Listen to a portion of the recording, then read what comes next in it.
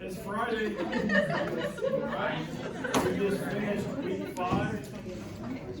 15, we only have 10 weeks to go. It's kind of scary, isn't it? Going by in a hurry.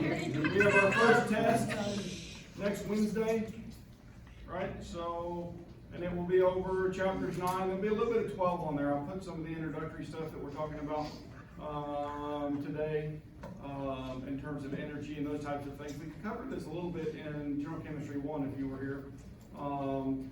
And so some of this is a repeat. It's going to add some things about engines and those types of things, combustion. But anyway, so sapling, I'll add those time keywords on those. Anybody else have sapling requests or anything like that, just send an email and I'll make that change. Chapter 11 is open to the test day 12. I'll set that as the end point, but then I'll open it back up once the test is passed. Just to encourage you to know that that test will include a little bit of that information. Okay? Cool? Anything else? Lab this week, I think everybody did well. I had a couple 3 projects going all week during lab. And yeah, so I didn't pay as much attention to you guys as I normally do. But I feel like you're becoming more independent, and that's our goal, is to ultimately train practicing chemists in our field or whatever else it may be that you guys take over your own projects and those types of things. Right? So anyway, that's the goal. Last time we stopped, we were talking about distillation, okay? And we talked about it from a laboratory perspective. If we had a mixture and we wanted to separate that, we would set up a still, and that still would be set up with a heating flask or distilling flask, and that flask would have the mixture in it. It would be heated as we reach the boiling point of one of the components of the mixture, then it would lift, right, evaporate, and this tower actually can be manipulated to make it more or less efficient, okay?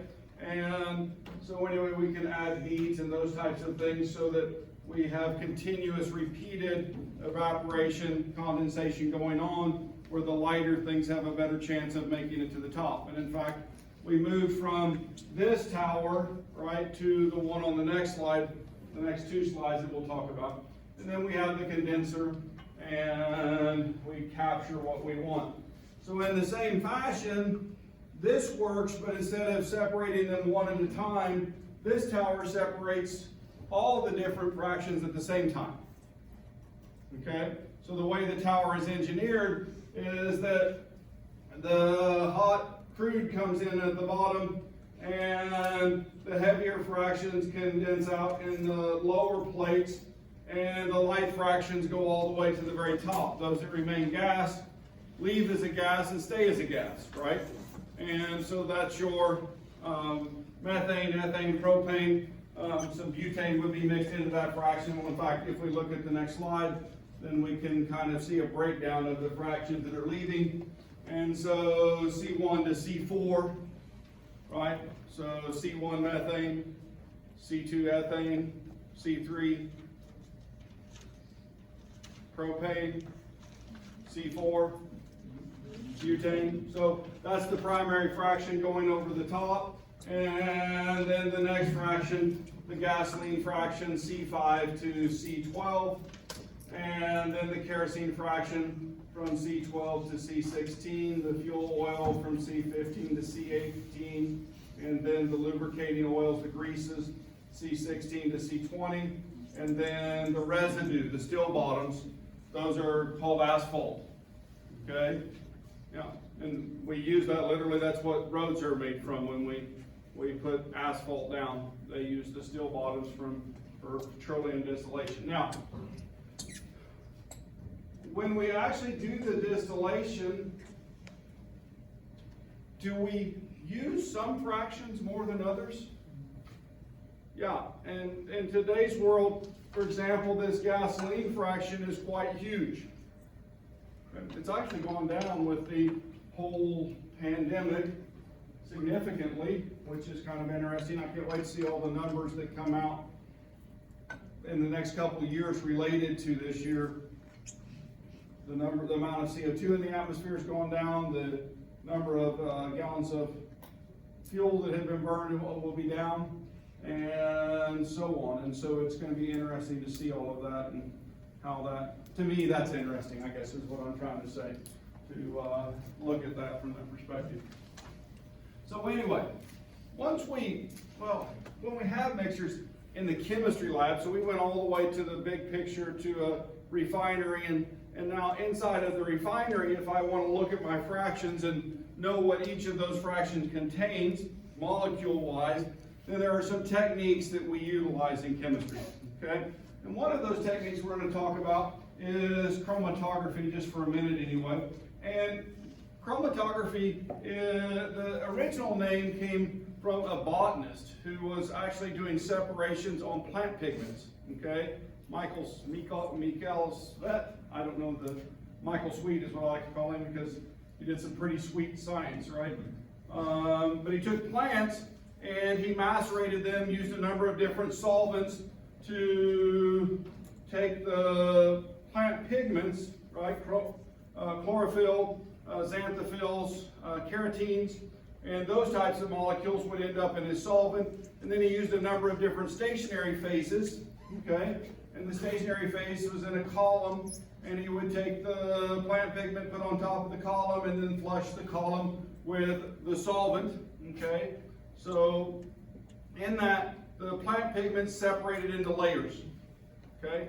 Those layers were the different molecules, and they separate based on size, polarity, and those types of things. The more the molecule is like the stationary phase, the longer it stays in the stationary phase, the more it's like the solvent, the faster it passes through.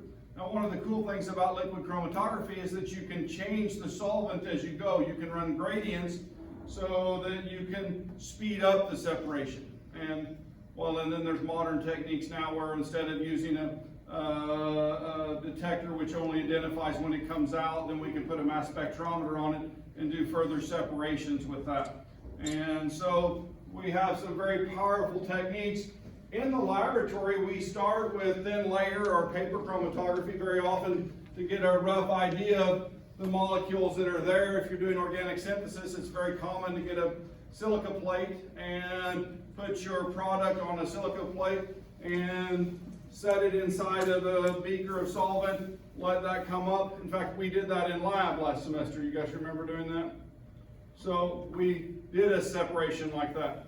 And when you do that, then you can take that and, for example, if you can't see the compound, we can put fluorescing material in with the silica. We can throw it under a black light. Wherever there's a molecule present, then it changes the amount of fluorescence, and so we can see endpoints that way.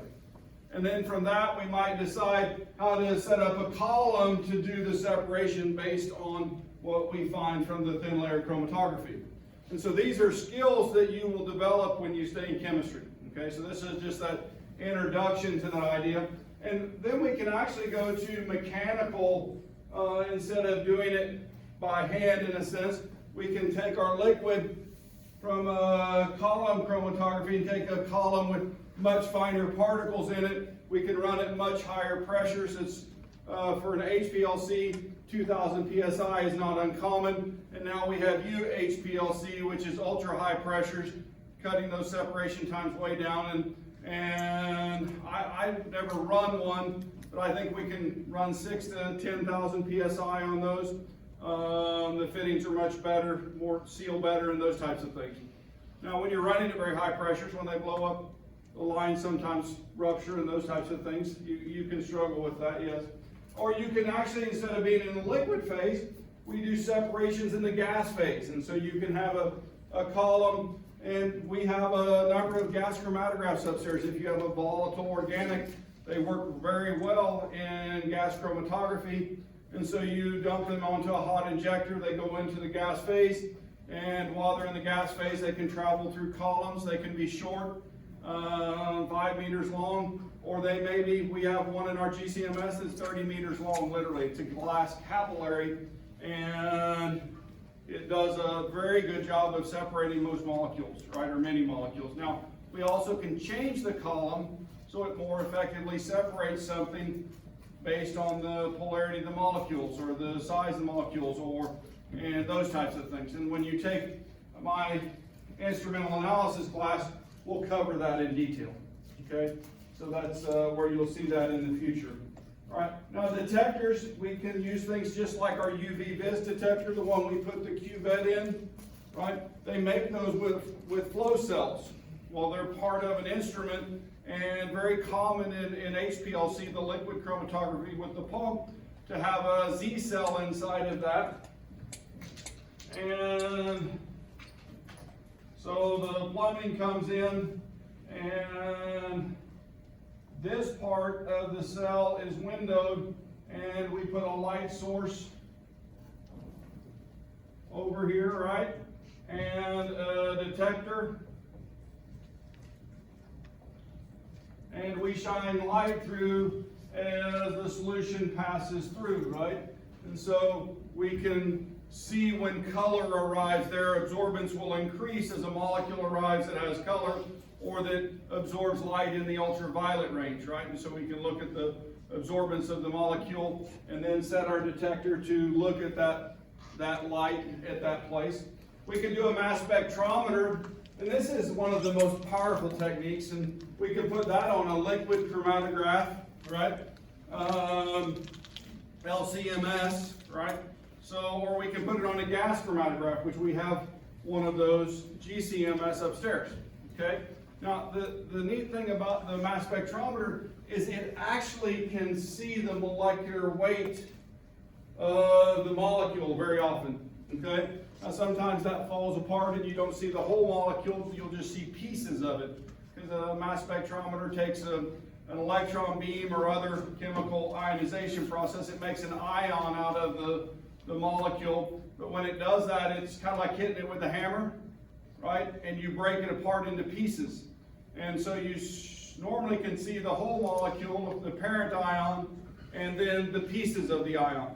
And from that, you can actually build structure, right? Or confirm what you've learned about, you guys remember the NMR from the Vanillin lab? Nuclear magnetic resonance. So if you take nuclear magnetic resonance and mass spectral data, then you can start confirming structural features and those types of things that you believe you have. You have a new molecule and you can build structure. It's kind of cool, guys, right?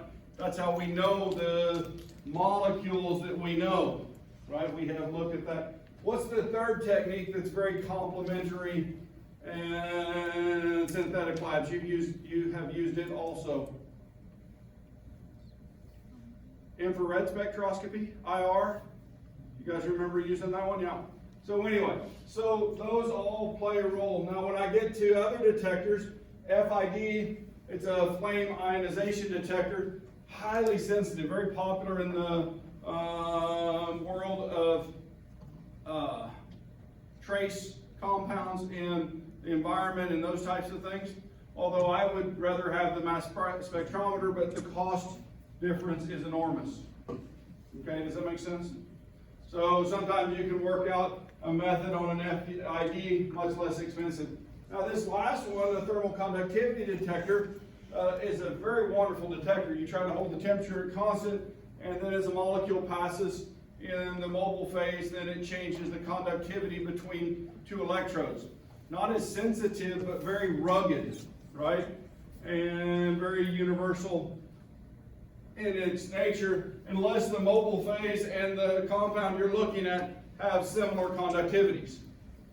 Okay, I ran into that in graduate school doing gas analysis and switched from helium as a carrier gas to argon because the conductivity of one of the molecules I was looking at was almost the same as the hydrogen.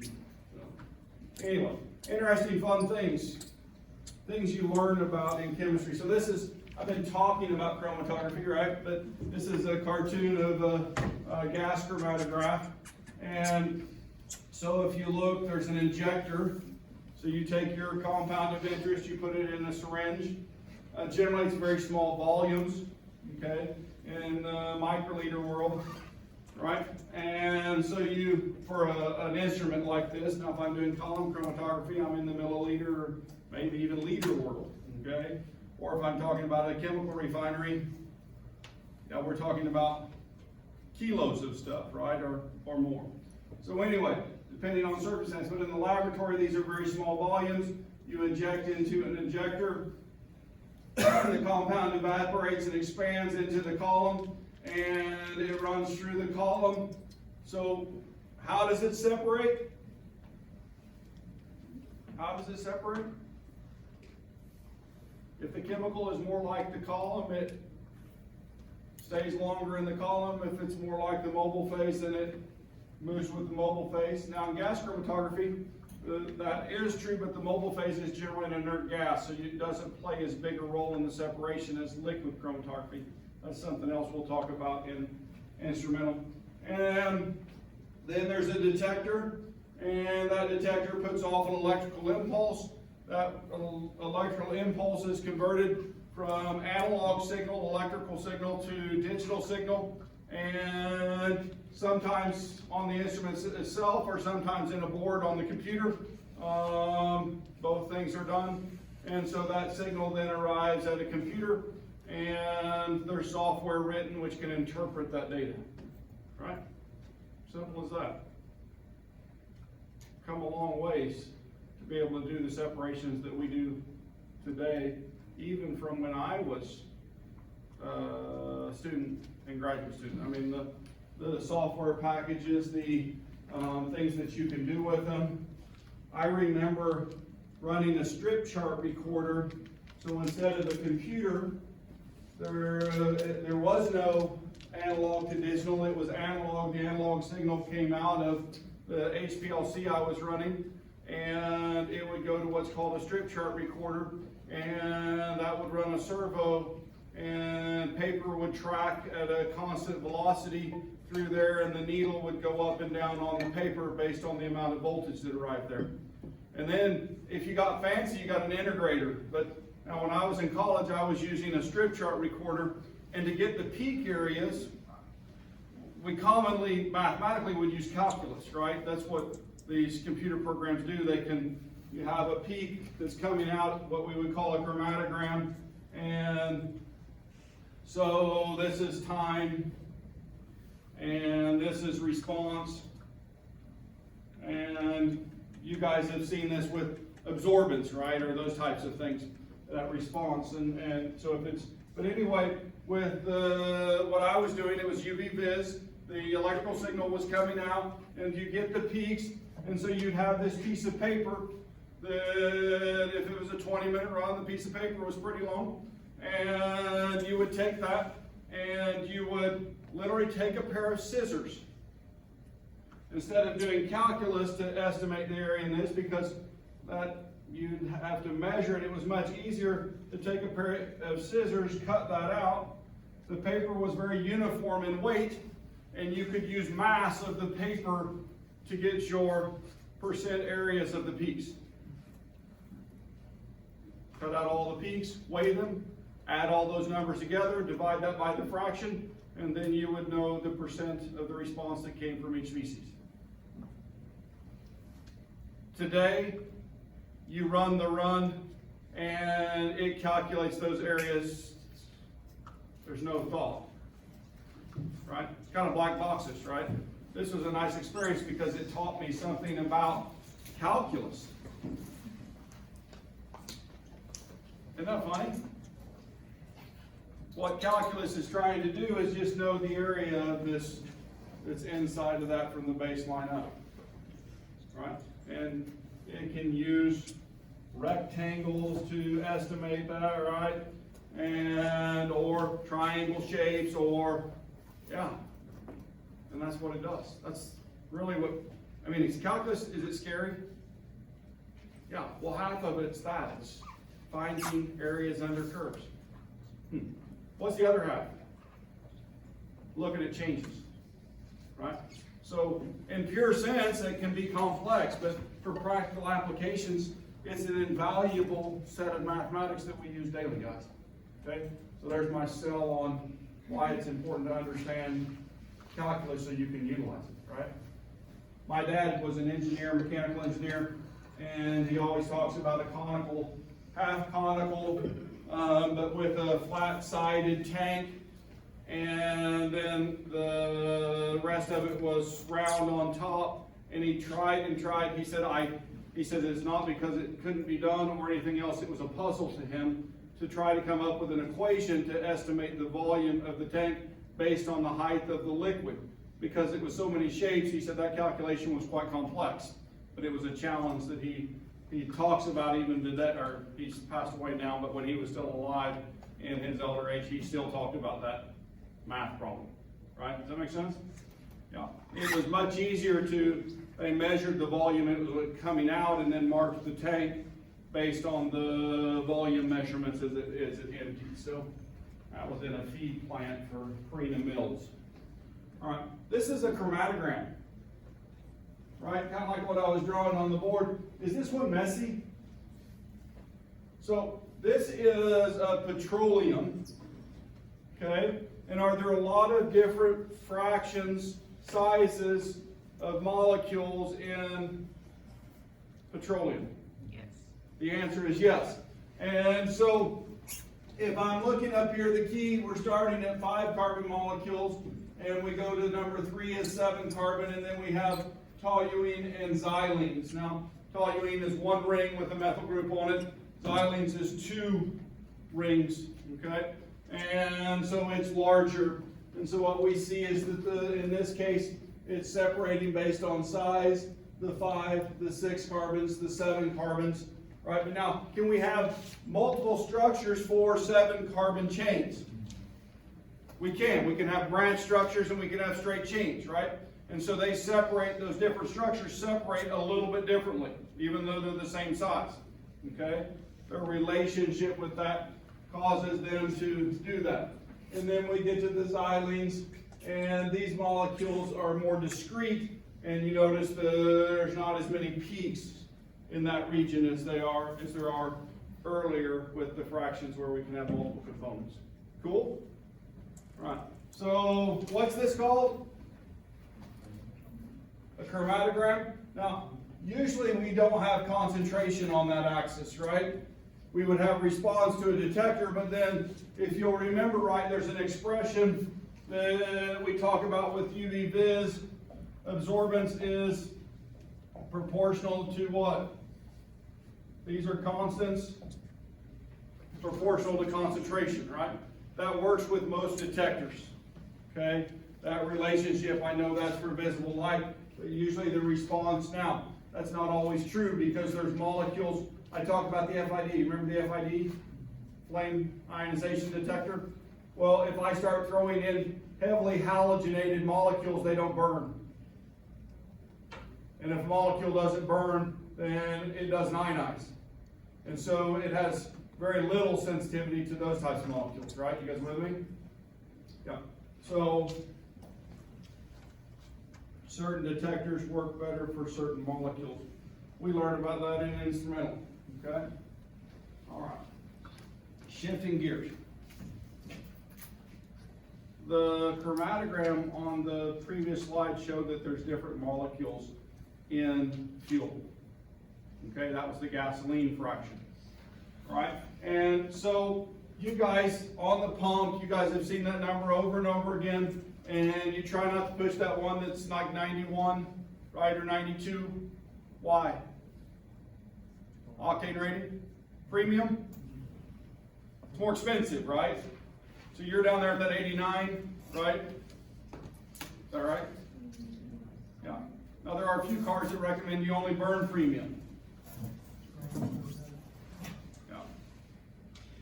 My bass boat, I only put non-ethanol fuel in there. Okay, there's some diaphragms in there that I think they could change the composition of the rubber, that they could burn alcohol. That's my opinion. But they will go bad if you put ethanol in there regularly. All right, so it's so cold they won't erase.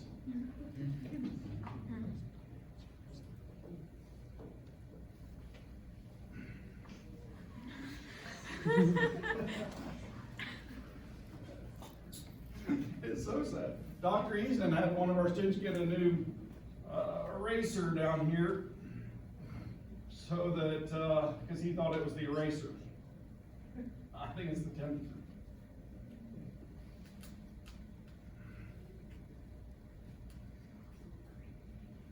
I should send a video of this to the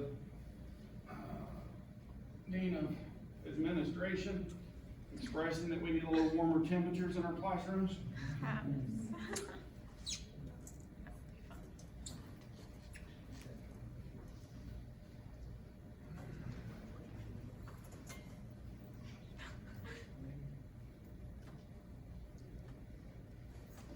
I'm going to break the plastic on this eraser.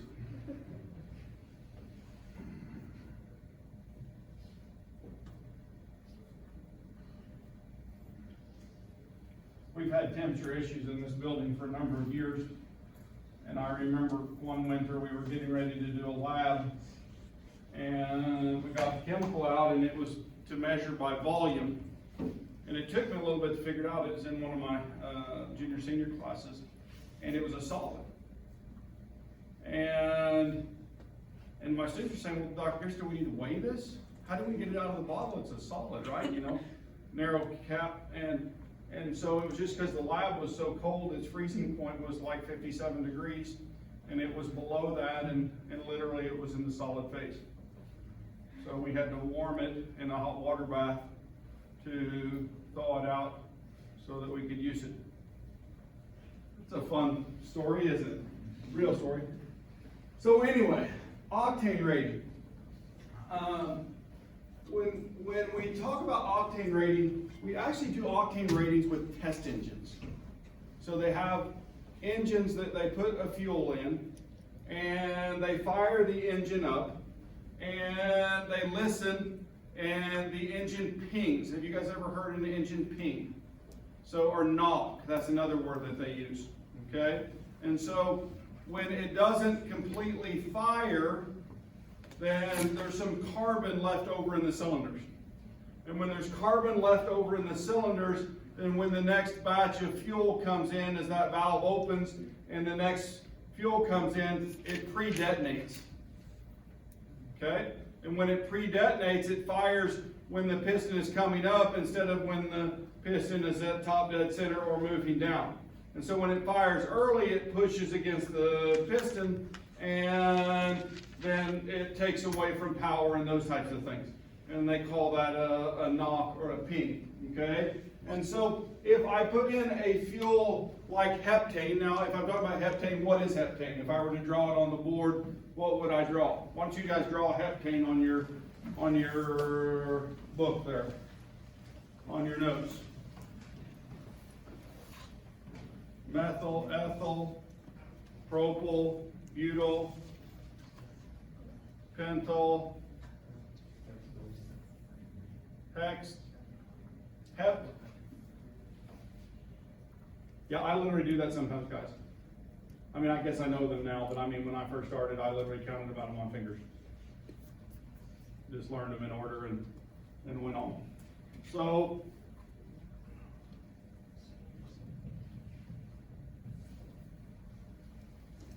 here's what I draw. Now, could you put the carbons and all the hydrogens in? It's a straight chain, all single bonds. All right. So that heptane is a standard. And when I run heptane, my octane rating is considered to be 0. Right? You guys with me? Isooctane, okay, which is not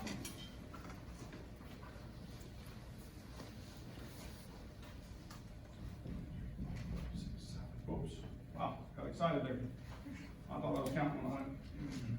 Which is not this, 8 carbons long, right?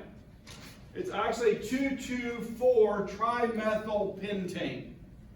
2,2,4 trimethylpentane. Draw that one. The name is giving you the location of everything. How long is your base chain? Pentane, 5. How many double bonds? 0 double bonds because it's ane, right? You guys with me? But it has 2,2,4 trimethyl. What's a methyl? It's 1 carbon, right? So 1, 2, 3, 4, 5. There's my 5 carbon chain. And if I start numbering on this end, right? So 1, 2. That's a tetrahedral carbon. On that carbon, there are 2 methyl groups. So there's a carbon here with 3 hydrogen, carbon here with 3 hydrogen. How many hydrogens are on that carbon? 0, right? And then we move to where? The 4, right? So 1, 2, 3, 4. We put another methyl group. And we did this first semester, right? Yeah. So this molecule, heptane, and this molecule are used in octane rating. Okay? A combination of those. If I have an engine that runs on 87 octane fuel, the ratio of these would be 87%, right? 13% blend of those 2 molecules. That's what it knocks like. You guys with me? That's what all this is saying up here in all those crazy words. Yeah. Those 2 molecules are mixed together, put in a test engine, we listen, and when it pings like that, that's the octane rating. Now, how are these the only 2 molecules in gasoline? No, it's a complex mixture of different molecules. Okay? And different molecules, like normal alkanes, have really low octane ratings. The ones like heptane don't burn very good. Okay? The ones that have branching, the ones that have aromatic rings, those types of things, those all have high octane ratings. Okay? All have high octane ratings. In fact, this is the numbers right here in terms of octane ratings. We look at octane. What's its octane rating? -20. That means it burns worse than heptane. You guys with me? So it does not burn well. Okay? Then heptane 0, hexane 25, pentane 62. Now, I add 1 double bond to pentane, right? And I make pentene. When I do that, my octane rating jumps from 60 to 90. I get a 30-point increase with 1 double bond. Cool? Yeah. So if I move on down to benzene, right, 106. Methanol 107, ethanol 108, tert-but alcohol 113, 118 on an aromatic hydrocarbon called toluene. Okay? And I always get to this place in the slide, and I go way back in time, and there was, in my graduate school, there was a faculty member there. Their group was doing waste destruction, and he would send us to the EH&S, Environmental Health and Safety, to pick up chemicals that were expired, no longer needed in the lab, and we would use those in our destruction process, right? We would, and any other reagents we need, if we could get them from there, then it was much, they were free, because we were recycling them, right? You guys with me? And so we were asked to pick up some toluene that he had seen that was there, but the toluene never showed up in the laboratory. And we were trying to figure out where it had gone, and we asked the professor about it, and he said that, well, he said, boys, I've been doing some experimenting at the house. He said, I have been running the toluene in a test engine to see if it would be destroyed. And was like, wow, that's amazing. And he said, yes, the grass is much shorter now. He was burning it in his lawnmower. So it was a chemical that would have been put into an incinerator once it reached a certain point, and so it wasn't usable for scientific process other than maybe a few select things. Right, you guys with me? So anyway, we thought that was humorous, so I still tell the story, right? Yeah. So that 1 octane rating is, or 120 octane rating, or 118 is really good. All right. So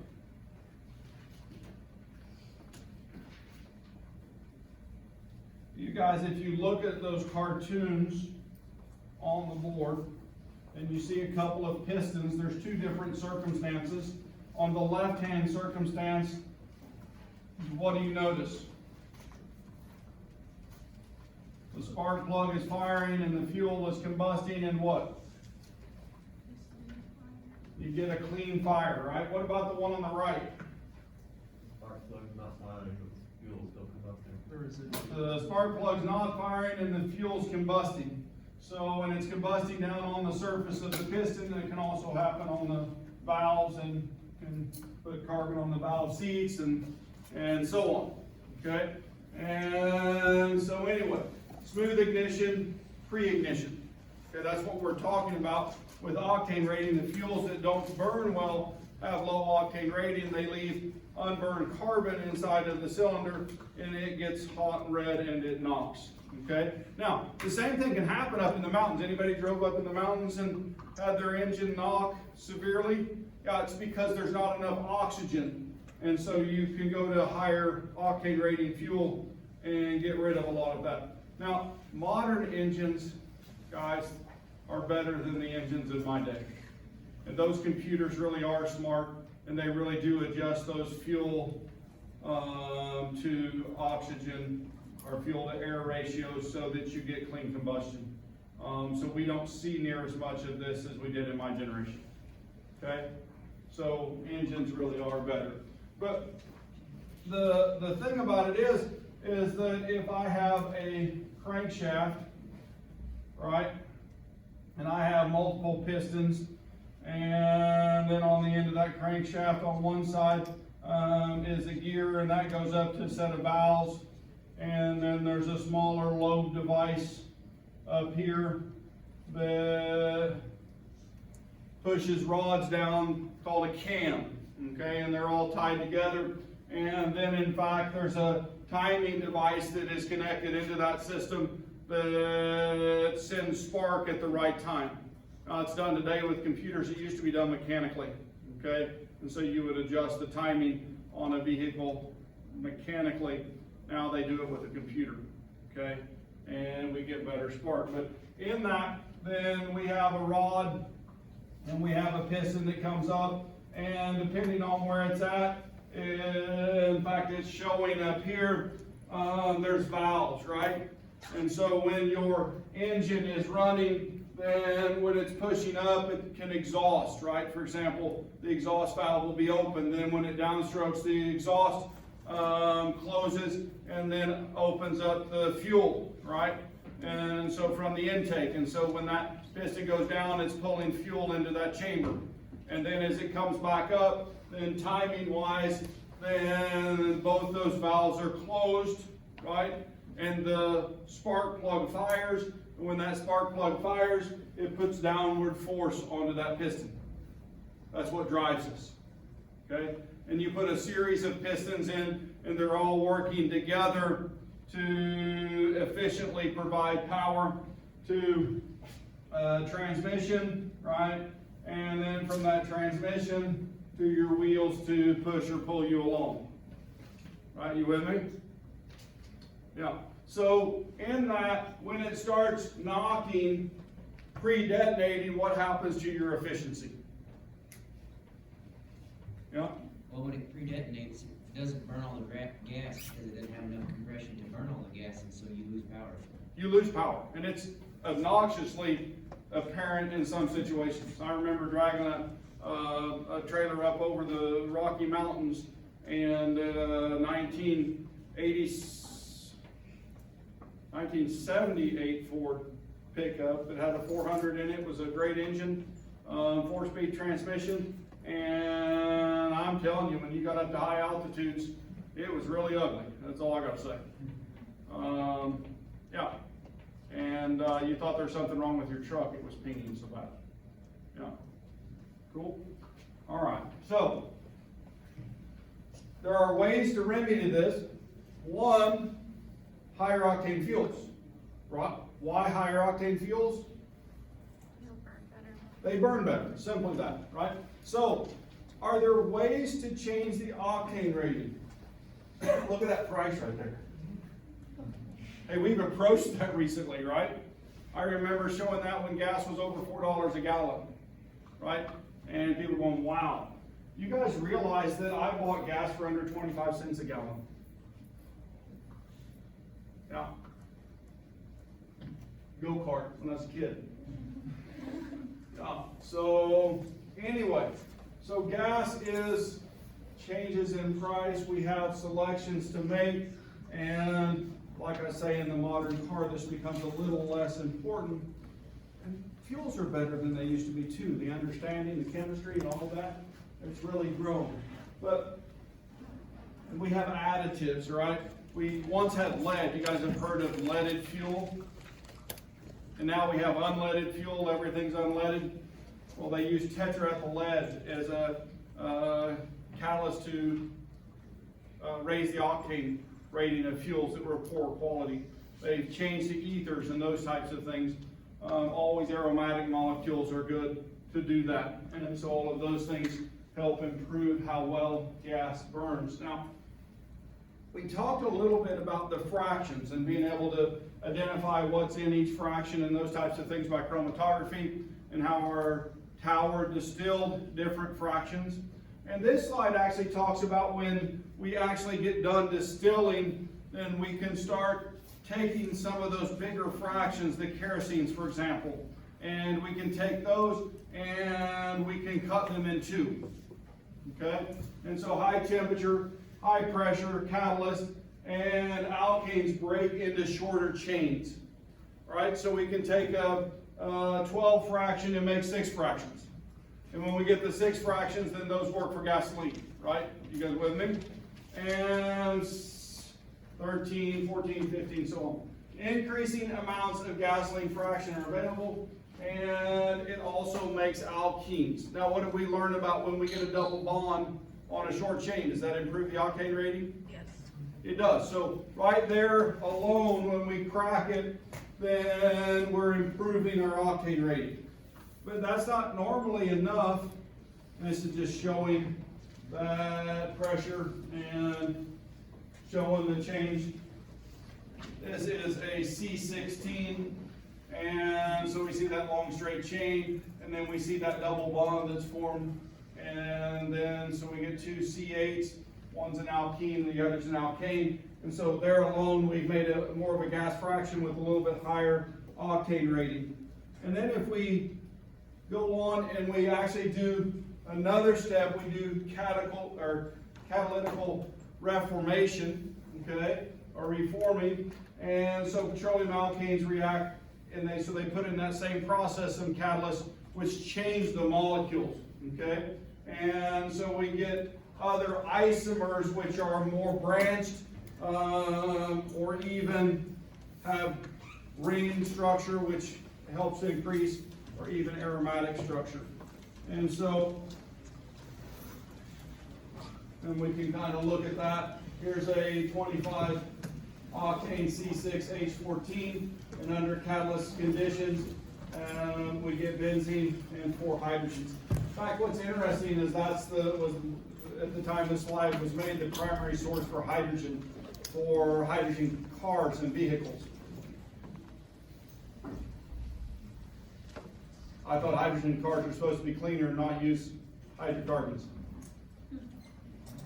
Something to think about, right? So anyway, I don't know if that's still the case. I haven't looked at that in a long time. I'll stop on this picture. This is, in my mind, quite beautiful. All right, it shows man's